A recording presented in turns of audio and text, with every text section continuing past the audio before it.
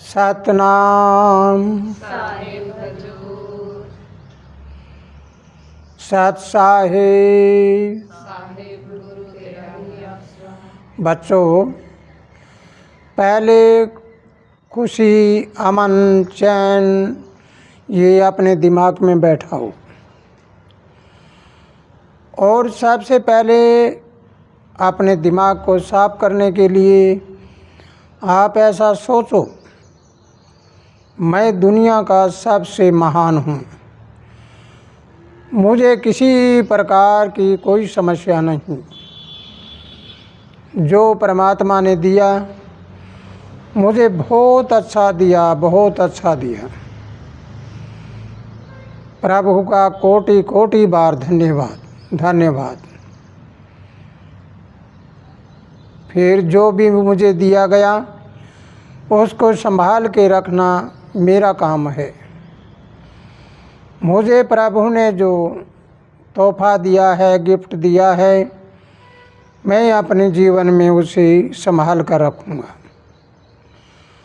बच्चों, अगर इस प्रकार की कामना करोगे तो तुम्हारे वो संसार वाली कामनाएं, जिसमें तुम संसार की छोटी छोटी चीज़ें मांगते हो, वो तुम्हारी विचारधारा परिवर्तन हो जाएगी। तुम प्रभु से कहो कि हे परमपिता परमात्मा, मैं सोचूं वो कभी नहीं होना चाहिए। मैं मांगूं वो मुझे कभी मत देना। मेरी इच्छा भी कभी पूरी मत करना। लेकिन आपको ये बात कहते हुए घबराना नहीं है, क्योंकि आगे लगाओ, क्योंकि मैंने ये बात क्यों कही है। क्योंकि मेरी मांग छोटी छोटी है, मेरी सोच भी छोटी है और मेरी इच्छा भी छोटी छोटी है, संसारिक इच्छाएं हैं। इसके बदले में हे प्रभु, हे मेरे मालिक, तुम चाहो वही कर दो। आपको याद रखना है इस बात को कि हम किसी से कुछ मांगते हैं, यानी परमात्मा से मांगते हैं, कुदरत से मांगते हैं, और वो हमें राजा बनाना चाहे और हम एक छोटी सी चीज़ मांग बैठे हैं तो क्या होगा। इसलिए अपनी मांग से दूर हो जाइए, अपनी सोच से भी दूर हो जाइए, अपनी इच्छाओं से दूर हो जाइए। फिर देखना कुदरत आपको क्या देगी। जब वो शब्द स्वरूपी तुम्हारे अंदर प्रवेश करेगा तो प्रवेश करने वाला, आप सोचिए, एक ब्रह्मांडीय ताकत, वो पूरे ब्रह्मांड को चलाने वाली ताकत जब तुम्हारे साथ आ जाती है तो तुम्हारे पास कौन सी वस्तु की कमी रहेगी। तुम सब तरह से संपन्न हो जाओगे। बच्चों, इस वीडियो को अंत तक ज़रूर सुनना, क्योंकि अगर आप बीच में आप छोड़ दोगे तो आपको इसके बारे में ज्ञान नहीं होगा कि क्या बताया गया है। आप चलिए, पिछली वीडियो में आपको बताया था, कल आपको बताया था कि जीव के 6 लक्षण होते हैं और यहाँ पर आकर, यानी राग, द्वेष, इच्छा, ज्ञान, प्रयत्न और भय, यहाँ आके भय हो जाता है। ये हमारा ब्रह्मांडीय चक्कर है, यानी ये सहस्त्राल चक्कर है हमारा। जब हम इस सहस्त्राल में पहुँच जाते हैं तो सभी अवस्थाएं पलट जाती हैं। जैसे एक लिटमस का कागज़ होता है, उसको अगर हम ऑक्सीजन गैस में देते हैं तो वो अपना रंग पलट देता है, बदल जाता है उसका। इसी प्रकार अगर हम इसमें चले जाएं सहस्त्राल में तो हमारी नीचे की अवस्थाएं पलट जाएगी। बच्चों, आज एक ज्ञान की बात सुननी है आपको। जीव के 6 लक्षण होते हैं। इधर बाईं ओर हमारे जीव रहता है और दाईं ओर आत्मा है। जीव और आत्मा का जोड़ा है। जोड़े के बगैर कोई चीज़ नहीं चलती। जीव है, ये अर्थ है, यानी जैसी बिजली होती है, बिजली का एक तार अर्थ होता है, एक करंट होता है। हमारे शरीर में ये जीव की ओर का, यानी बाईं ओर का, लेफ्ट की ओर का, ये हमारा अर्थ है, अर्थ का तार है, यानी संसार से जुड़ा हुआ है। और ये तार हमारा करंट का है। अगर ये करंट वाला तार ना हो तो फिर क्या होगा? अर्थ कुछ नहीं कर पाएगा। अगर अर्थ वाला तार भी ना हो तो करंट वाला कुछ नहीं कर पाएगा। इसलिए दोनों मिलके ही चलते हैं। अब हमें समझना है कि जीव के तो 6 लक्षण हैं, लेकिन इधर आत्मा का लक्षण क्या है? आत्मा का एक ही लक्षण है, प्रभु से प्यार करना, प्रेम करना। लेकिन वो है जीव के आधार पर, और जीव का आधार होता है उसके कर्म। जीव कर्म करने में आज़ाद है। वो कर्म करता है, उस समय उसको ये ज्ञान होना चाहिए कि मैं जो कर्म करता हूँ इस कर्म का फल क्या होगा।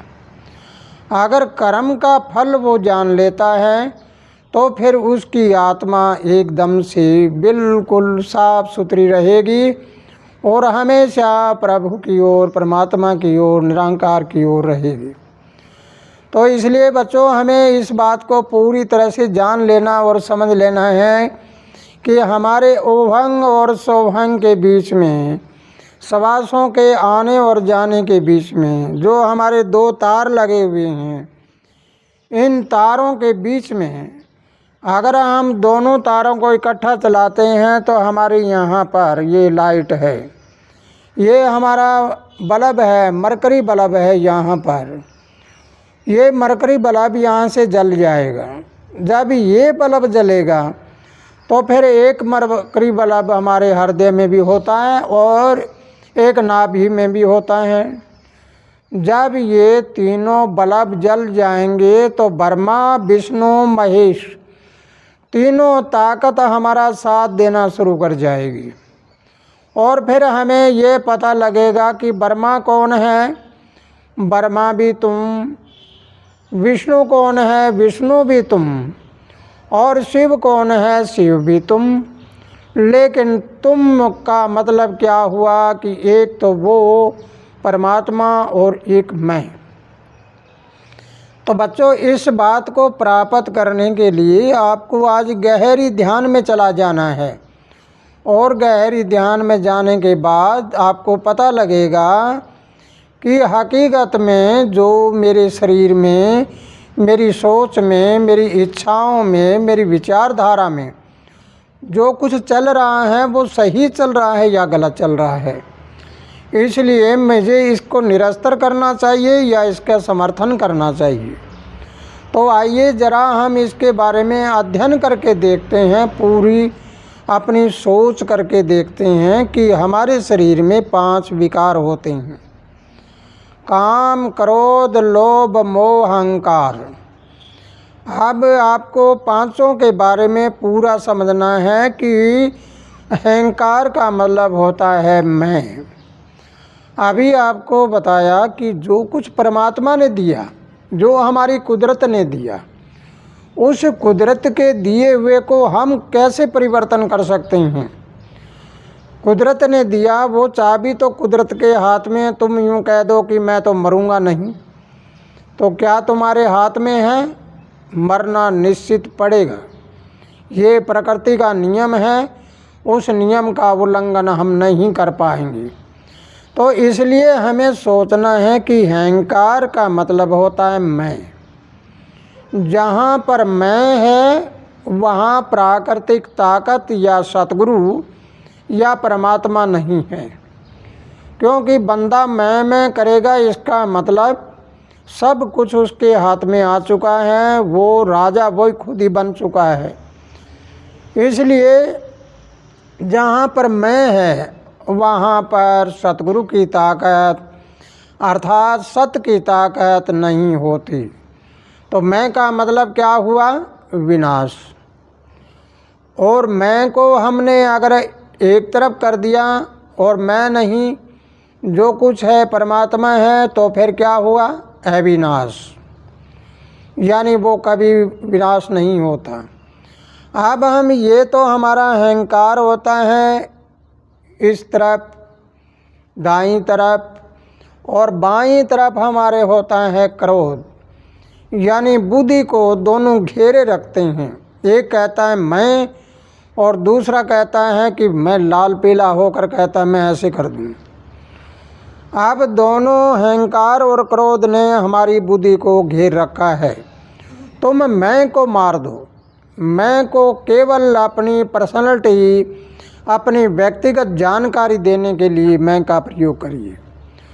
और जब व्यक्तिगत जानकारी के लिए मैं का प्रयोग करते हो तो वो मैं अहंकार भरी मैं नहीं होती, उसमें क्रोध पनपने वाली वो नहीं होती, वो शांति से होती है। आप जरा इन दोनों को शांत करने के लिए क्या करना चाहिए? अहंकार को क्रोध शांत करने के लिए चाहिए कि हम अपने सतगुरु को, हम प्रकृति को मनाएं। क्रोध को शांत करने के लिए शांति का प्रयोग करें। अब शांति कब आएगी? आप इसको सोचें, शांति कब आएगी? शांति जब आएगी जब हमारे अंदर यहाँ पर मैं समाप्त हो गई, और मैं समाप्त होकर हम नीचे चले, हृदय में चले। तो हृदय में चले तो यहाँ पर क्या होता है? लोभ। लोभ होता है, लोभ के साथ जुड़ा हुआ होता है दया। दया हमारे अंदर पैदा हो जाएगी, क्योंकि हम परमात्मा को दयाल कहते हैं। और दयाल की शक्ति जब ऊपर से नीचे चली तो हमारे हृदय में आकर उसने हमें दया वाला बना दिया, दयावान बना दिया, दयालु बना दिया। तो फिर हम कौन हो गए? हम दयाल के बन गए, काल के नहीं रहे, दयाल के बन गए। और जब हम दयाल के बन गए तो आपको पूरी तरह से ये बात समझना है कि जब हमारे अंदर लोभ समाप्त हुआ और अहंकार समाप्त हुआ तो इधर हमारा क्रोध था। इस क्रोध के कारण बिल्कुल डाउन हो रहे थे, नीचे आ रहे थे। उस क्रोध का क्या होने वाला है? वो क्रोध अकेला पड़ गया यहाँ पर। जब यहाँ पर लोभ समाप्त हो के दया की भावना आ गई तो दया से नीचे चलते ही प्रेम जागा। प्रेम जागा तो हम हर इंसान के साथ हंस हंस के बात करने लगे। चारों तरफ जहाँ देखते हैं हमारी दृष्टि में प्रेम की झलक आने लगी। और प्रेम की झलक जब आने लगी तो प्रेम कौन करता है? प्रेम करने वाली एक नेचर, कुदरत और परमात्मा या सत की ताकत वही होती है। जब हमारे अंदर प्रेम जाग गया तो इधर मोह जाल होता है, यहाँ पर संसार वाली जगह पर ये मोह जाल भी भंग हो गया। मोह की जगह प्रेम ने घेर लिया। जब मोह समाप्त हो गया और लोभ भी समाप्त हो गया तो हमारे ऊपर जाकर यहाँ पर आकर शांति पैदा हो गई। तो क्रोध एक अग्नि होती है, शांति एक शमन करने वाला जल होता है। जैसे हम अग्नि में जल डालकर समाप्त कर देते हैं, इस प्रकार शांति का जल यहाँ पर आकर गिरा और वो समाप्त हो गया। तो काम कहाँ चलेगा फिर? काम हमारी नाभि से पैदा होता है, क्योंकि नाभि में इच्छा जागती है और वो इच्छा जागती तब काम पैदा होता है। लेकिन हमने तो यहाँ पर आकर अहंकार और क्रोध दोनों को बस में कर लिए, अर्थात यहाँ मैं की जगह कर दिया हमने मालिक तू ही तू, और यहाँ क्रोध की जगह कर लिया हमने शांत रहो, शांति रखो, शांति रखो। और यहाँ नीचे आए तो नीचे जहाँ मोह जाल था, मोह जाल की जगह हमने प्रेम में परिवर्तन कर लिया। प्रेम में परिवर्तन करने के लिए फिर हमारे अंदर लोभ जब आया तो लोभ आते ही इधर देखते हैं तो हम दयाल बन गए, दया हो गई। जहाँ पर लोभ होता है वहाँ दया नहीं होती, दया होती है वहाँ पर लोभ नहीं होता। इसी प्रकार ऊपर हम कहते हैं जहाँ मैं होती है वहाँ सतगुरु नहीं होता, और मैं नहीं होता वहाँ सतगुरु होता है। अर्थात एक दूसरे में आगे पीछे होते हैं, ये एक दूसरे के पूरक होते हैं। जहाँ पर क्रोध होता है वहाँ शांति नहीं होती, और शांति होती है वहाँ पर क्रोध नहीं होता। और जहाँ पर मोह जाल होता है वहाँ प्रेम नहीं होता, और प्रेम होता है वहाँ मोह जाल नहीं होता। जहाँ पर लोभ होता है वहाँ दया नहीं होती, दया होती है वहाँ पर लोभ नहीं होता। जब ये चारों चीज़ें परिवर्तन हो गई तो फिर काम की जगह हो गया ध्यान लगाना, भक्ति मार्ग पे चलना। तो बच्चों, अगर ये बात आपको पूरी समझ आई है तो ये पांचों विकारों की चाबी आपके हाथ में आ जाएगी। और संसारिक इंसान जो बाईं ओर रहने वाले हैं उनकी चाबी विकारों के हाथ में होती है। यानी विकार उनको जैसे चलाते हैं, विकारों ने लगाम डाल रखी है इंसान के, और लगाम डालकर ये जहाँ पर ले जाना चाहे वहाँ पर ले जाते हैं।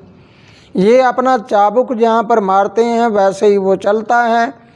लेकिन जब हम दाईं ओर रह जाते हैं तो हमारा साथ परमात्मा देता है, सतगुरु साथ देता है, तो विकारों के लगाम हम डाल लेते हैं। हम विकारों को जैसे चलाएंगे वैसे चलेंगे।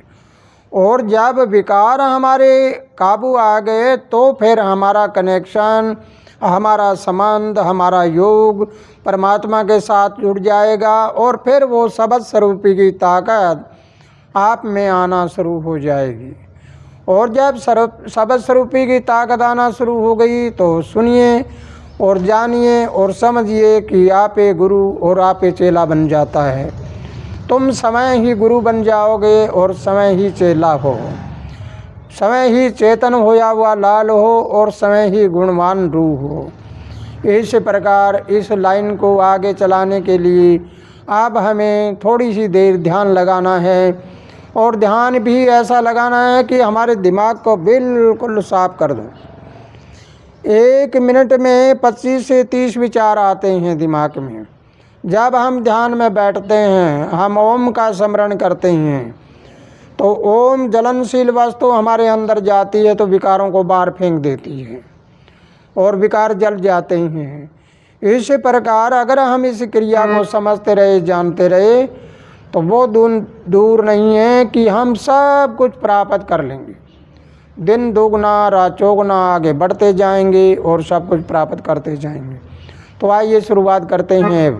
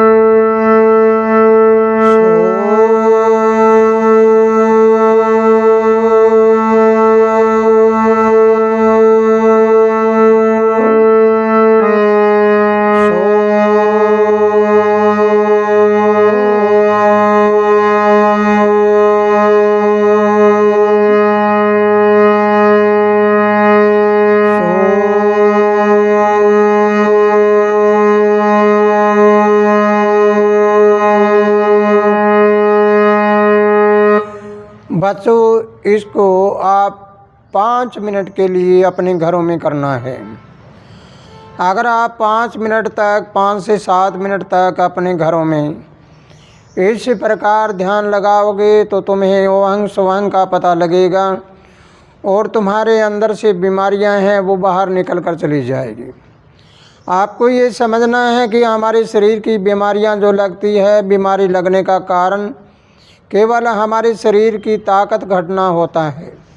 हमारे शरीर का बल जब घट जाता है तो बल घटने के बाद कमजोरियां महसूस होती है और उन कमजोरियों में अनेक प्रकार की बीमारियां आना शुरू हो जाती हैं।